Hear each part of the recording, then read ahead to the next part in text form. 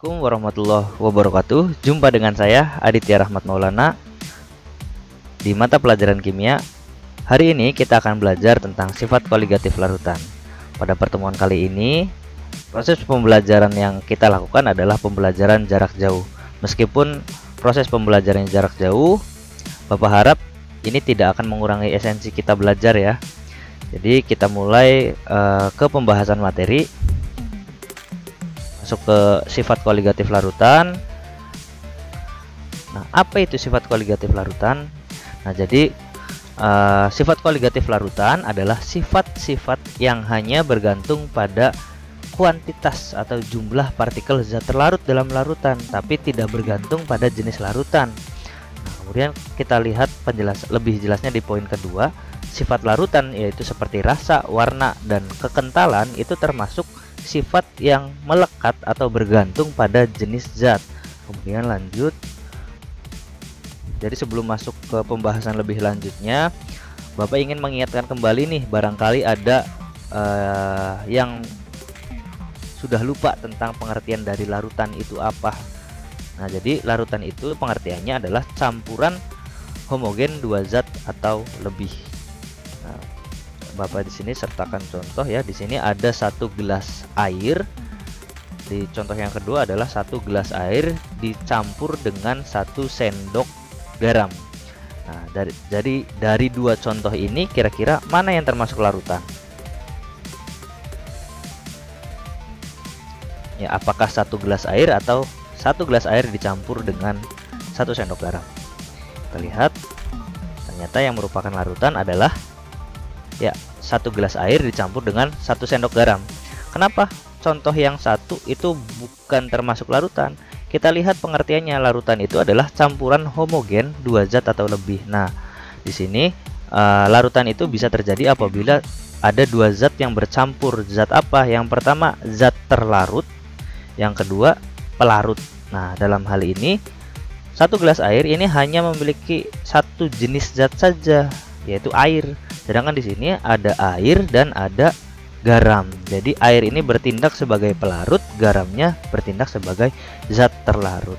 Nah, ketika dua jenis zat ini digabungkan kemudian bersatu dan menjadi homogen, maka ini bisa disebut dengan larutan. Oke, lanjut. Nah, di sini Bapak bahas secara mikroskopis ya, jadi sifat koligatif larutan. Nah, di sini ada 2 buah tabung Erlenmeyer. Yang pertama berisi air murni, yang kedua berisi air dicampur dengan zat terlarutnya. Di sini kalian lihat di labu Erlenmeyer pertama itu molekul-molekul air ditandai dengan bola-bola berwarna merah dan putih di sini ya. Sedangkan pada larutan di sini ada molekul air beserta zat terlarutnya. Di sini ditandai dengan bola warna ungu. Nah, di sini bisa kalian lihat kan perbedaannya antara air murni dengan larutan. Nah, di sini disebut dengan larutan karena ada zat terlarut di sini, bola ungu. Nah, kemudian ada airnya juga, komposisi dari air. Kita ke slide selanjutnya ya. Nah, coba pernah tidak kalian melihat produk-produk seperti ini? Alkohol 70%, mungkin ini sudah sering ya. Yang urea, di sini ada kandungan nitrogen 46%. Kemudian di sini mungkin yang wanita beberapa sudah familiar nih dengan produk seperti ini. Nah, kira-kira arti persenan dari lambang persen dari produk-produk tersebut artinya apa sih?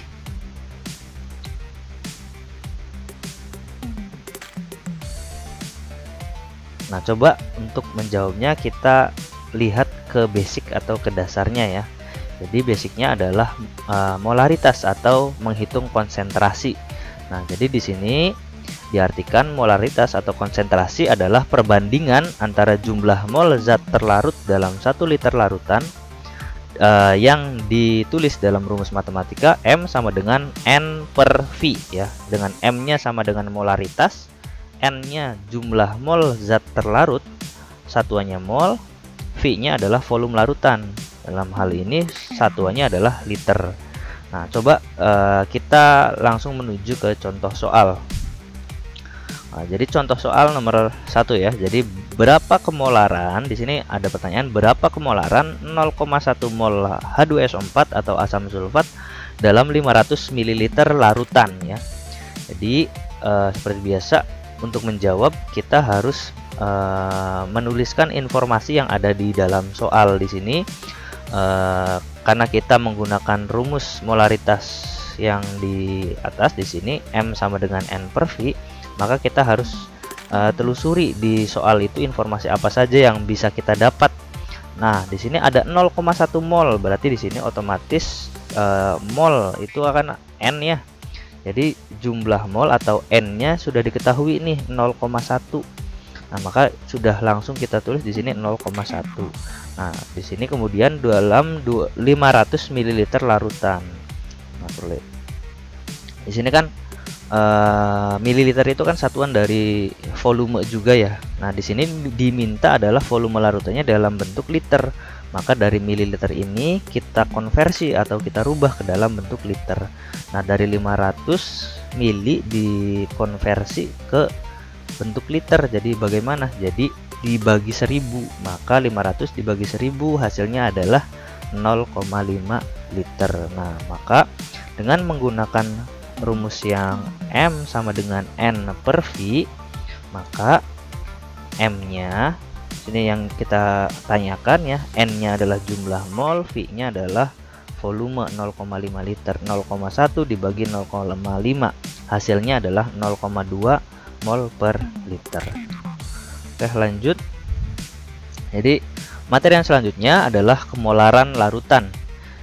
Jadi apabila Bapak di sini punya satu gelas berisi asam sulfat sebanyak 2 molar.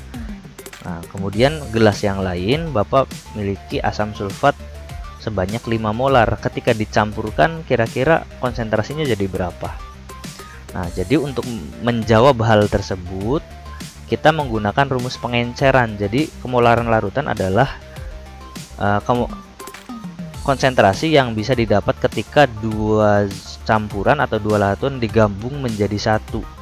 Nah, rumus pengencerannya apa? Rumus pengencerannya adalah M1 kali V1 sama dengan M2 kali V2. Di sini M1-nya konsentrasi larutan sebelum dicampur, M2-nya di sini konsentrasi larutan sesudah dicampur, V1 volume larutan sebelum dicampur, V2 volume larutan sesudah dicampur.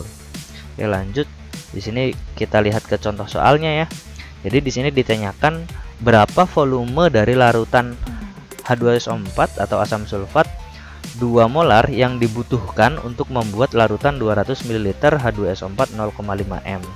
Jadi di sini ada asam sulfat sebanyak 2 molar itu ingin dijadikan 200 ml asam sulfat 0,5 molar. Jadi ini ada asam sulfat sebelum dicampur dan yang sini ada kondisi asam sulfat sesudah dicampur. Nah, di sini konsentrasi asam sulfat sebelum pencampuran adalah 2 molar. Maka M1 di sini kan M1 konsentrasi larutan sebelum dicampur ya. Jadi di sini M1-nya sebesar 2 molar, M2-nya sesudah dicampur, maka di sini ngambilnya yang 0,5 nih. Jadi M2-nya 0,5 molar dan V2 atau volume sesudah pencampuran itu 200 ml. Nah, jadi V2-nya 200 ml. Maka yang ditanya apa? Yang ditanya adalah V1, volume sebelum pencampuran. Maka dengan menggunakan rumus M1 kali V1 sama dengan M2 kali V2, kita bisa turunkan M1 di sini sudah ada ya. Nilainya 2, V1 yang ditanyakan. M2 itu ada di sini 0,5, V2 itu di sini 200, turun ke sini. Kemudian 2 kali V1 sama dengan 0,5 kali 200. Nah, untuk mencari V1 maka kita pindah ruas dari 2 pindah ruas ke sebelah kanan. Jadi dari perkalian ya 2 kali V1 dari perkalian pindah ke pembagian 0,5 kali 200 dibagi 2 hasilnya adalah 50 ml. Jadi volume yang dibutuhkan H2SO4 untuk membuat H2SO4 0,5 molar adalah 50 ml. Nah, mungkin sekian untuk pembelajaran hari ini.